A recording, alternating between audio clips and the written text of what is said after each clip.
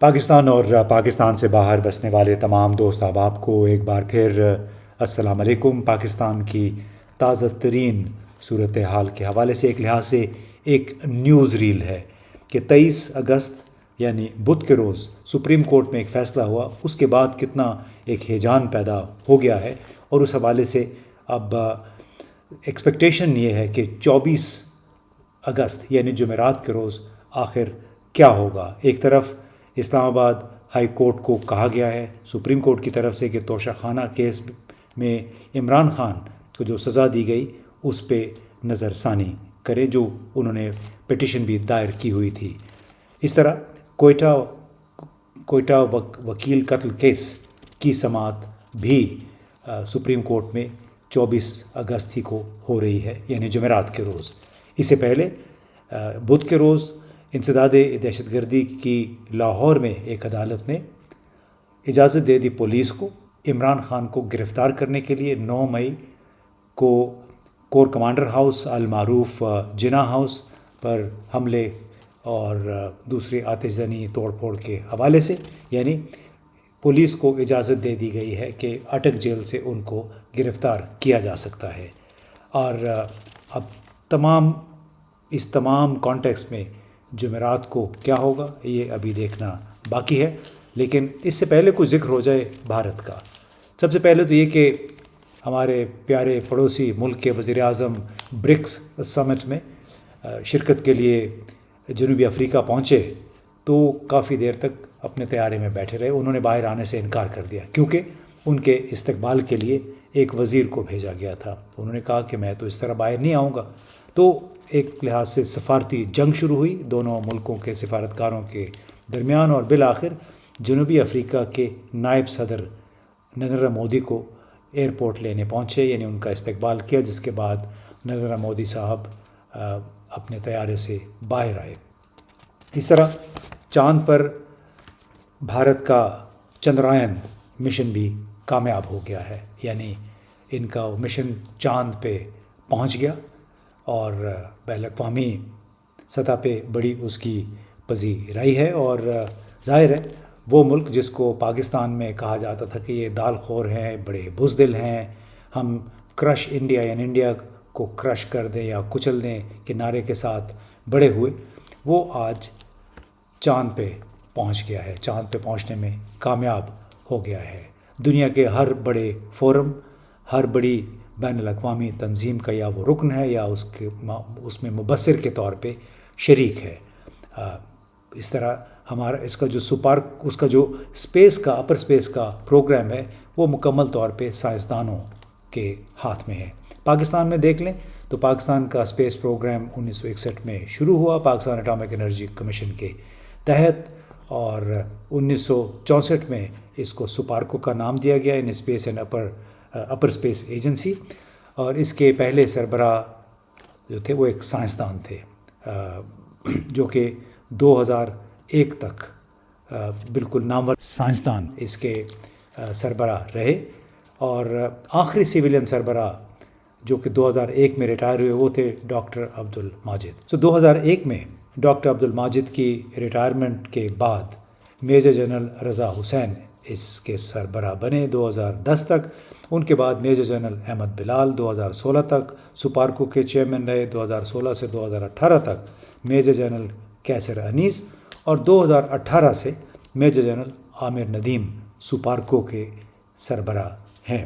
اس کے علاوہ بہت ساری اور تنظیمیں بھی ہیں، پاکستان ٹیلی کام اتھارٹی ہے، پاکستان اولمپک ایسوسی ایشن ہے، نیشنل ڈیزاسٹر مینجمنٹ اتھارٹی ہے، اور اس طرح کے اور کئی ادارے ہیں جن کے سربراہان میجر جنرلز یا فل 3 اسٹار جنرلز ہیں۔ تو ان کی سربراہی میں دیکھیے ہمارا اسپیس پروگرام کہاں تک پہنچا اور بھارت ترقی کرتے کرتے کہاں پہنچ گیا ہے۔ اب جناب آ جائیں اپنے جو تلاطم خیز ہمارا سیاسی منظر نامہ ہے۔ ایک طرف سپریم کورٹ نے لاہور ہائی کورٹ، اسلام آباد ہائی کورٹ کو یہ حکم دیا 23 اگست کو کافی طویل بحث مباحثے کے بعد کہ توشہ خانہ کیس کے فیصلے پر نظر ثانی جمعرات کے روز کی جائے اور 1 بجے سے پہلے کی جائے، اس کے بعد پھر سپریم کورٹ اس سزا پہ جو کہ عمران خان کو ہوئی ہے اپنا فیصلہ سنائے گی. یعنی اور ساتھ میں انہوں نے چیف جسٹس عمر عطا بندیال اور ان کے دوسرے ساتھیوں نے یہ بھی کہا کہ بعد نظر میں توشہ خانہ کیس کا فیصلہ جلدی میں کیا گیا. اس میں ملزم کو اپنی شہادتیں پیش کرنے کا چانس نہیں دیا گیا. اسی طرح جو 180 دن کی ایک قدغن ہے، یعنی الیکشن کمیشن میں جب آپ انکم ٹیکس گوشوارے اپنے جمع کرواتے ہیں تو اس پہ اعتراضات 180 دن تک ہو سکتے ہیں، جبکہ اس کیس میں 3-4 سال سے زیادہ کا عرصہ گزر چکا ہے. تو کل ہی یعنی جمعرات کو آپ کو یاد ہوگا کہ کوئٹہ میں ایک وکیل صاحب قتل ہو گئے تھے، ان کا مقدمہ بھی عمران خان پہ ڈال دیا گیا تھا. تو سپریم کورٹ نے کل وہ فیصلہ بھی سننا ہے. اب اس کے ساتھ ہی معلوم نہیں اسلام آباد ہائی کورٹ کیا سلوک کرتی ہے توشہ خانہ کیس میں عمران خان کی سزا کے حوالے سے، اور کیا اس کے بعد پھر سپریم کورٹ اپنا کوئی فیصلہ سناتی ہے. یہ بھی بہت تجسس ہے. پی ٹی آئی کے حلقوں میں بہت ایک جوش و ولولہ پایا جاتا ہے. ان کی نظر میں بڑا اچھا دن ہے 24 اگست کا، شاید کیپٹن کو کوئی ریلیف مل جائے. لیکن ابھی تو عشق کے امتحان اور بہت سارے باقی ہیں، کیونکہ بے شمار کیسز ہیں جن کا سامنا عمران خان کو ابھی ہے. اور جناح ہاؤس پر حملے کے سلسلے میں بھی اب تو ان کی گرفتاری کا حکم نامہ بھی انسداد دہشت گردی کی عدالت نے جاری کر دیا ہے. اب بہت بڑے سوالات پیدا ہو رہے ہیں اس نظام پہ، یہاں کی عدلیہ پہ، اور یہ سوال یہ بھی ہے کہ کیا چیف جسٹس اور ان کے ساتھی ایک شخص یعنی عمران خان کے مفادات ان کو ریلیف فراہم کریں گے یا نہیں، یا پھر جہاں پہ بڑے اداروں کے مفادات، ان کے ایک عزم، ان کی ایک آؤٹ لک اگر سامنے آ جاتی ہے تو کیا اس صورت میں انڈیویجول یعنی کسی ایک شخص کو ریلیف مل سکتا ہے یا نہیں. کافی سارے سوالات ہیں. صدر مملکت نے بھی اپنا ہوم ورک شروع کر دیا ہے، انتخابی عمل کو کک آف کیا ہے. 24 اگست ہی کو یعنی جمعرات کے روز وہ سیاسی جماعتوں کے نمائندوں کو انہوں نے بلایا ہے صلاح مشورے کے لیے، تاکہ آئندہ انتخابات کے لیے روڈ میپ تیار کیا جائے. الیکشن کمشنر کو بھی صدر نے بلا لیا ہے تاکہ دیکھا جا سکے کہ الیکشن اسمبلیوں کی تحلیل کے 90 دن کے اندر اندر ہو سکتے ہیں یا نہیں، کیونکہ فی الحال اس سے پہلے تک تو الیکشن کمیشن واضح کر چکا تھا کہ انتخابات ابھی نہیں ہو سکتے. 14 دسمبر تک نئی حلقہ بندیاں ہوں گی، پھر انتخابی فہرستیں بننی، اور اگر بہت بھی جلدی انتخابات ہوں ایسا لگتا ہے تو پھر کئی مئی میں جا کے ہوں گے. تو ان تمام بڑی ایک گنجلک سی صورتحال پیدا ہو گئی ہے.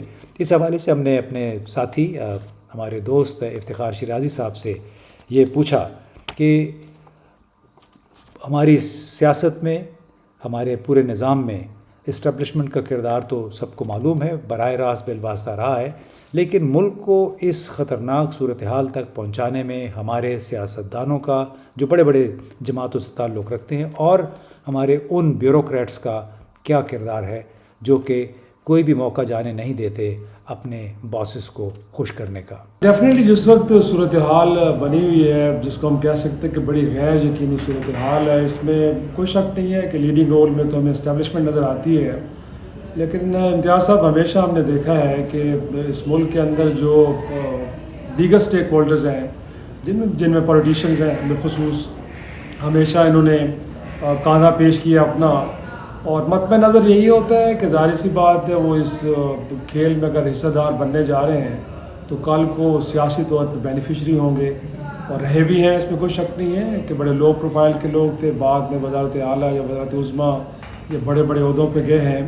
تو میرا خیال میں تو اس میں کوئی شک نہیں ہے کہ ان کا بڑا ایک کلیدی رول ہے. اس کے بعد اس ملک کی بیوروکریسی بھی، یقینی طور پہ جن کو ہم ٹیکنوکریٹس بھی کہہ سکتے ہیں، جب کوئی کانسٹیٹیوشنل یا کوئی قانونی معاملات آ کے کہیں مشکل پیش آتی ہے اسٹیبلشمنٹ، تو یہ وہی لوگ ہوتے ہیں کہ جو ان کو بتاتے ہیں کہ ان راستوں سے نکلنا کیسے ہے، آگے چلنا کیسے ہے. مختلف قسم کے پلانز بنا کے بھی یہی لوگ دیتے ہیں. تو میرا خیال میں یہ دو فریق تو اتنے امپورٹنٹ ہیں کہ ان کے بغیر کوئی بھی اس ملک کے اندر پلان آگے بڑھ نہیں سکتا. اور میں تو کہوں گا اسد عمر صاحب کی زبان میں کس زمانے انہوں نے کہا تھا کہ ہمارے ہاں تو سیاستدان ہوا کا رخ دیکھ کے اپنے فیصلے کرتے ہیں.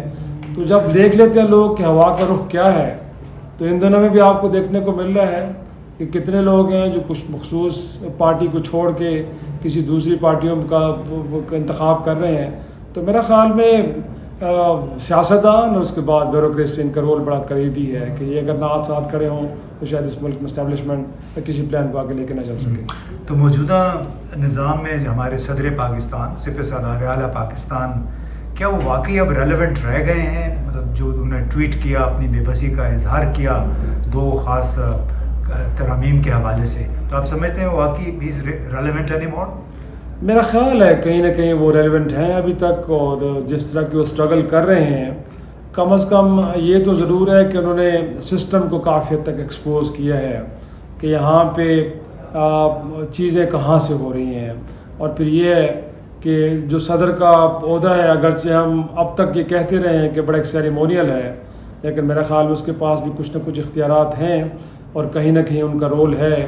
تو انہوں نے اپنے اس رول کو بڑا بیسٹ وے میں ایک طرح سے ایکسرسائز کرنے کی کوشش کی ہے. اور رضا ربانی صاحب تو یہ کہتے ہیں کہ آئین کے آرٹیکل 50 کے تحت صدر پارلیمان کا حصہ بھی ہیں. تو میرا خیال میں ڈاکٹر علوی صاحب باقی صدور سے ڈیفرنٹ ہیں، جہاں پہ لگتا یہ ہے کہ جتنے ماضی میں لوگ آئے ہیں وہ یہ سمجھتے ہیں کہ شاید ان کو صدارت کی کرسی پہ بٹھا کے ان پہ کو شاید بہت بڑا سیاسی احسان کیا گیا، لہٰذا ایوان وزیر اعظم سے جو کچھ آتا رہا ہے ان کو وہ آنکھ بند کر کے قبول بھی کرتے رہے، ان پہ دستخط بھی کرتے ہیں. لیکن میرا خیال میں ڈاکٹر علوی ایک ڈفرینٹ قسم کے لگتا ہے کہ صدر ہیں جنہوں نے اپنا بہرحال ہونا دکھایا ہے، اور جو کچھ انہوں نے اب تک کیا ہے اس سے لگتا یہ ہے کہ اگر وہ اپنے گول اچیو نہ بھی کر پائیں تو کم از کم سسٹم کے اوپر جو سوال کھڑے انہوں نے اٹھائے ہیں وہ ضرور آگے چل کے تو ہانٹ کرتے رہیں گے بہت سارے لوگوں کو. جی جناب، آپ نے افتخار شیرازی کی باتیں سنی. وہ کہہ رہے ہیں کہ بہت سارے سوالات اٹھ گئے ہیں پورے نظام پہ، اور اس میں الیکشن کمیشن کے کردار پہ بھی، کہ الیکشن کمیشن نے انتخابی عمل میں تاخیر کے لیے ایک سب سے بڑے اعلی کار کے سہولت کار کے طور پہ کام کیا ہے. یعنی پہلے اعلان ہوا تھا کہ اکتوبر میں بھی الیکشن کروا سکتے ہیں، بعد میں کونسل آف کامن انٹرسٹ میں ایک دم نئی حلقہ بندیوں اور جو تازہ ترین مردم شماری ہوئی ہے ڈیجیٹل، اس کے تحت فیصلہ ہوا، اور اس میں تمام سیاسی جماعتوں نے اس کی تائید کی کہ بالکل تازہ ترین رائے شماری یا مردم شماری کے مطابق انتخابات کرائے جائیں. تو اس کا مطلب ہے کہ حلقہ بندیاں نہیں ہوں گی. اب پیپلز پارٹی کو یہ خیال ہے کہ شاید ان سے کوئی غلطی ہو گئی ہے. تو ہم نے اسی حوالے سے ہمارے دوسرے دوست عیسیٰ نقوی سے پوچھا کہ یہ جو ہم موجودہ حالات کے حوالے سے تکنیکی امور نکالتے ہیں، آئین اور قانون کی بات کرتے ہیں، یہ بات ہماری ساری یہ گفتگو کس حد تک ریلیونٹ ہے؟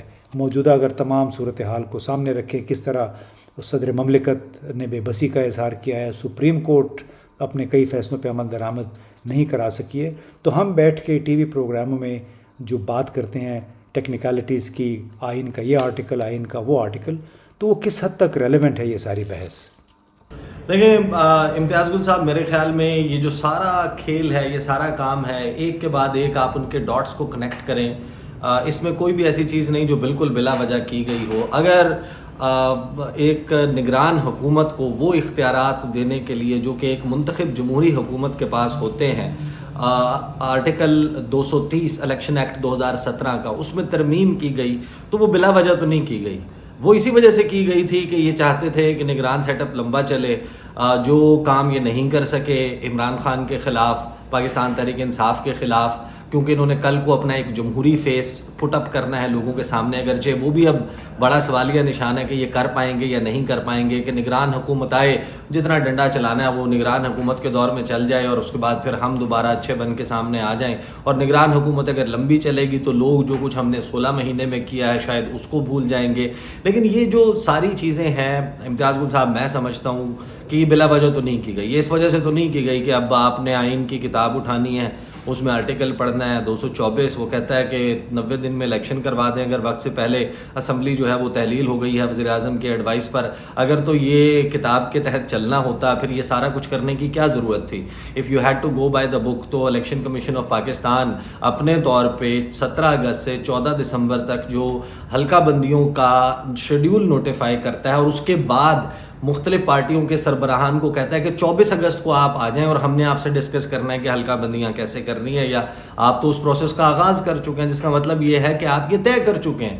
اب آپ صرف کاغذ پورے کرنے کے لیے پولیٹیکل پارٹیز کو بلا کر اس پہ مہر لگوانا چاہتے ہیں. اور ظاہر ہے کہ جب آپ پولیٹیکل پارٹیز میں مین اپوزیشن پارٹی کو بھی دعوت دیتے ہیں، عمران احمد خان نیازی جو کہ بیرک نمبر 3 804 قیدی نمبر اٹک جیل میں موجود ہے، تو وہ تو نہیں آئیں گے. ان کے آتھرائزڈ پرسن میں کسی کو بھی بلا کر آپ اپنے طور پر ایک فیصلہ کر لیں گے.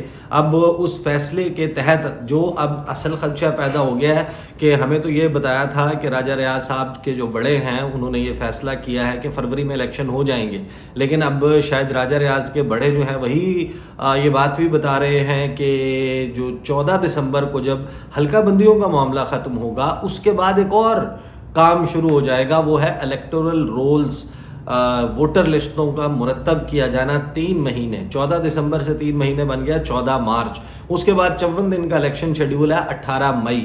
اس دوران اتنے آئینی سوالات کھڑے ہو جائیں گے کہ یہ خدشہ پیدا ہو جائے گا کہ اب ایک سپرا کانسٹیٹیوشنل ایکسٹرا کانسٹیٹیوشنل سٹیپ ہو، اور شاید گیم اتنی بگڑ چکی ہوگی کہ عوام بھی کہیں گے کہ کوئی نہ کوئی راستہ تو نکلے، اب یہ اس کا سلجھاؤ کی طرف جائیں، معاملات کو حل کرنے کی طرف جائیں.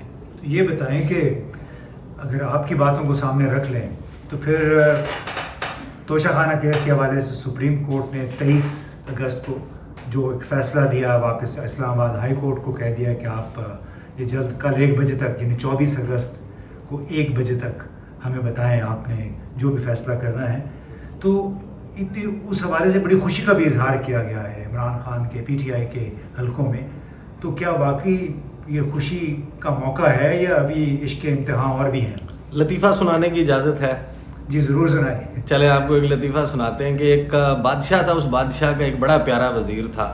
اس کے لیے ہر قانونی غیر قانونی جائز ناجائز کام کر دیا کرتا تھا. بڑا پیارا وزیر تھا، بادشاہ نے وزیر اعظم بنا دیا اس وزیر کو. ایک دن وزیر اعظم سے بادشاہ کی شان میں گستاخی ہو گئی.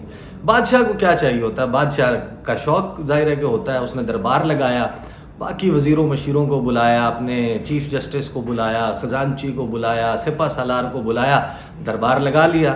دربار میں وزیر اعظم کا مقدمہ سنا گیا اور فیصلہ یہ کیا گیا کہ وزیر اعظم کو بادشاہ سلامت کے بھوکے خونخوار کتوں کے سامنے پھینک دیا جائے. اب وزیر اعظم چلاک تھا. وزیر اعظم نے بادشاہ سلامت سے کہا کہ میں نے آپ کی کتنے دہائیوں خدمت کی ہے، مہربانی کریں میں اب آپ کے کتوں کی خدمت کرنا چاہتا ہوں. بادشاہ کو ایک اور کھیل مل گیا. بادشاہ نے کہا جاؤ کتوں کی خدمت کرو. 1 مہینے تک اس بندے نے، اس وزیر اعظم نے اس کے کتوں کو اپنے ہاتھ سے گوشت کے ٹکڑے کاٹ کاٹ کے کھلائے، ان کو نہلایا دھلایا. کتے مانوس ہو گئے. اب 1 مہینے کے بعد دوبارہ بادشاہ نے دربار لگایا، بھوکے خونخوار کتوں کا پنجرا منگوایا اور وزیر اعظم کو اٹھا کر ڈال دیا اس بھوکے خونخوار کتوں کے پنجرے میں. اب وہاں یہ ہوتا ہے امتیاز گل صاحب کہ وہ کتے مانوس ہو چکے ہیں اور وہ وزیر اعظم کے پاؤں چاٹنے لگ جاتے ہیں. وزیر اعظم بڑے جو ہے وہ تام جھام کے ساتھ، بڑے کر و فر کے ساتھ، بڑے جھلملاتی آنکھوں کے ساتھ پنجرے کا دروازہ کھول کے باہر آتا ہے اور بادشاہ سلامت کو کہتا ہے بھرائی ہوئی آواز میں کہ دیکھیں میں نے آپ کی 30 سال خدمت کی، آپ نے کہا کہ کتوں کے آگے ڈال دیں، میں نے کتوں کی 30 دن خدمت کی، انہوں نے میرے پیر چاٹنا شروع کر دیے. اب وہ سوچ رہا تھا کہ بادشاہ کی طرف سے کوئی تعریفی کلمات آئیں گے. ہوتا یہ ہے کہ بادشاہ کہتا ہے کہ اس کو اب ایک کام کرو، یہ کتوں والا پنجرا دور لے جاؤ، میرے ببر شیروں والا پنجرا لاؤ، اس کو وہاں ڈال دو. تو ریاست جب ایک دفعہ فیصلہ کر لے کہ آپ کو سزا دینی ہے تو کیا توشہ خانہ کیس، کیا سائفر کیس، 150 سے زیادہ مقدمے ہیں. پی ٹی آئی والے خوش ہو رہے ہیں، اچھی بات ہے وہ خوش ہو رہے ہیں. یہ تو سب کو نظر آ رہا تھا جلد بازی میں فیصلہ دیا گیا، جہاں ہمایوں دلاور جیسا فیصلہ دے کے چلے گئے ہیں. اب کہانی اس میں تو یہ ہونی تھی کہ اب اس کیس سے نکلیں گے، آسمان سے گرا کھجور میں اٹکا. پتہ چلے گا کہ سائفر کیس میں گرفتاری ہو گئی ہے، 4 ہفتے تک اس میں ضمانت نہیں ہو سکتی کیونکہ آفیشیل سیکریٹس ایکٹ جو ہے وہ امینڈمنٹ کے ساتھ سامنے آ چکا ہے.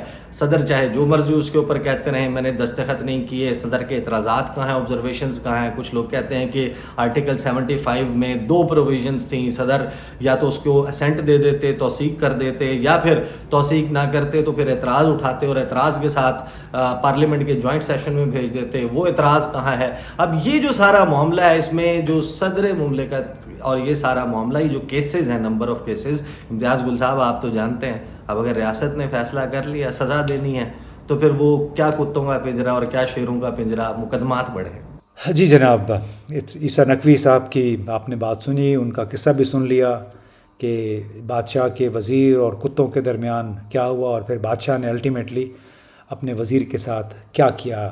سو دعا یہ کرنی چاہیے کہ ہمارے سیاستدانوں کے ساتھ یہ نہ ہو، لیکن کاش کے دعاؤں سے پاکستان کے مسائل حل ہو سکتے، کاش کے دعاؤں سے پاکستان اپنے جو گوناگوں اس کے کرائسس ہے اس سے نکل سکتا۔ فی الحال اس کی امید کوئی نہیں ہے۔ پاکستان کے اداروں کی ساکھ مسلسل رو بزوال ہے، روپیہ مسلسل اپنی قدر کھوتا چلا جا رہا ہے، ہماری برآمدات کم ہو گئی ہیں، ترسیلات زر میں اس سے بھی زیادہ کمی ہوئی ہے۔